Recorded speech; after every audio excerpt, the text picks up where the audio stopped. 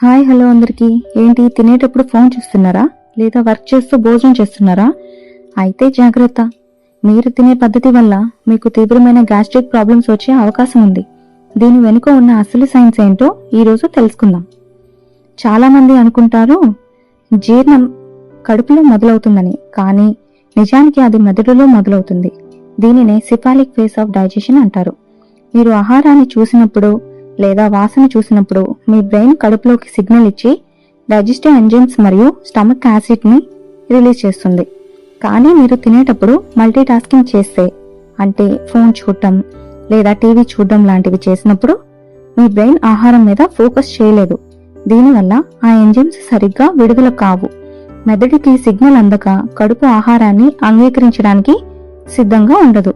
దీనివల్ల మనకి ఇండైజెషన్, అలానే పొట్ట ఉబ్బనంగా ఉండడం, అలానే ఇతర గ్యాస్ట్రిక్ సమస్యలు వచ్చే అవకాశం ఉంది. పరిశోధనల ప్రకారం ఈ డిస్ట్రాక్టెడ్ ఈటింగ్ వల్ల మనం సరిగ్గా నమలలేము మరియు మన శరీరం 30 నుంచి 40% తక్కువ సమర్థతతో ఆహారాన్ని అరిగిస్తుంది.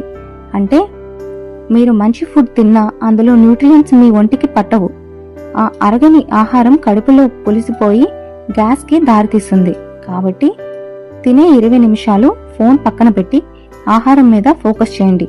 మీ కడుపు హాయిగా ఉంటుంది.